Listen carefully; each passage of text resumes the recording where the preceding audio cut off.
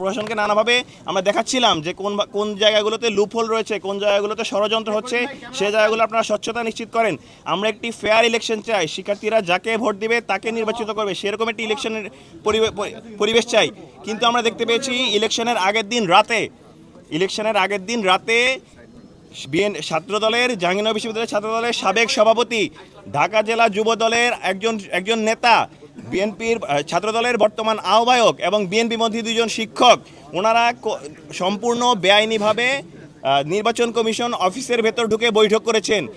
নির্বাচন কমিশনের অফিসে, যেখানে নির্বাচন কমিশনের বডির বাইরে কারো প্রবেশের অনুমতি নেই, সেখানে তারা গিয়ে কি আলোচনা করেছেন এবং কোন এখতিয়ারে তারা সেখানে ঢুকেছেন, আমরা সেই প্রশ্ন রেখেছিলাম। এবং আমরা একই সাথে আগের দিন পরের দিনের নির্বাচন, গতকালের নির্বাচনের নিয়ে অনেকগুলো জায়গায় তুলে ধরেছিলাম যেগুলো আসলে স্বচ্ছতা ওনারা নিশ্চিত করতে পারেন।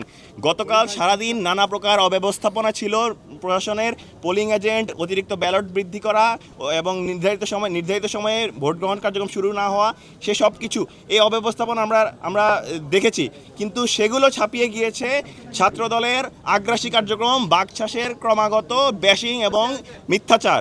আমরা দেখতে পেয়েছি ছাত্রদল কি করেছে। ছাত্রদল গতকাল যেই বিভিন্ন হলগুলো রয়েছে, যেমন প্রথমত আপনারা দেখতে পেয়েছেন গতকাল কেন্দ্রীয় ছাত্রদলের সহসভাপতি 36 ব্যাচে, তিনি একজন প্রাক্তন শিক্ষার্থী, তিনি রবীন্দ্রনাথ ঠাকুর হল থেকে আটক হয়েছিলেন অবৈধভাবে অবস্থান এবং নির্বাচনকে বানচাল করার প্রয়াসের জন্য। তিনি আটক হয়েছেন, আপনারা সেটা দেখতে পেয়েছেন। গতকাল 15 নং ছাত্রী হলে মব তৈরি করে সামান্য তুচ্ছ একটি ঘটনাকে কেন্দ্র করে তারা যেভাবে ফ্রেমিং করেছে, শিবিরের উপর দায় চাপিয়ে দিয়েছে এবং মব তৈরি করে সেখানে হট্টগোল তৈরি করেছে, নির্বাচন পরিবেশ বাধাগ্রস্ত করার চেষ্টা করেছে।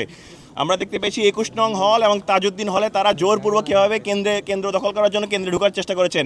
আমরা দেখতে পেয়েছি বাকছাস এবং ছাত্রদল দুজন মিলে নির্বাচনের ওএমআর মেশিনের ব্যালট পেপারের যে একটা প্রতিষ্ঠান, সে প্রতিষ্ঠানকে তারা জামাতপন্থী ট্যাগ দিয়ে ওএমআর বাতিল করার ট্রাই করছেন।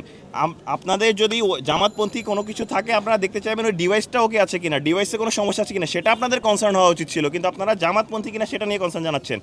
আমরা কিন্তু বলেছি সেই জায়গা থেকে, কিন্তু পরবর্তীতে দেখতে পেয়েছি সেটি জামাতপন্থী নয়, বরঞ্চ বিএনপিপন্থী একজন ছিলেন। সেই ওএমআর বাতিল করা প্রশাসন, তার মনে হচ্ছে যেন তার অভিমানী সন্তানের অভিমান ভাঙাতে সেইটি তারা মেনে নিয়েছেন এবং ওএমআর বাতিল করে দিয়েছেন সম্পূর্ণ অমানবিকভাবে এবং অযৌক্তিক সিদ্ধান্ত নিয়ে। তার গ্লানি এখন আমরা টানছি। এখন পর্যন্ত যারা রিটার্নিং অফিসার রয়েছেন, যারা ভোট এখনও গণনা করছেন, তাদের নাভিশ্বাস উঠে গিয়েছে, তারা সব অসুস্থ হয়ে পড়ছেন। ইভেন আমরা দেখতে পাচ্ছি শিক্ষার্থীরা যারা রয়েছেন তারা সব অসুস্থ হয়ে পড়ছেন। এটি কোনোভাবে প্র্যাকটিক্যাল না যে মাত্র হল সংখ্যা শেষ হয়েছে, এখনও সেন্ট্রাল প্যানেল বাকি রয়েছে, এটি আজকের মধ্যে শেষ করা সম্ভব হবে। বান্ডেল থাকলে প্রতি সেনমানিতে টাকা বাঁচবে।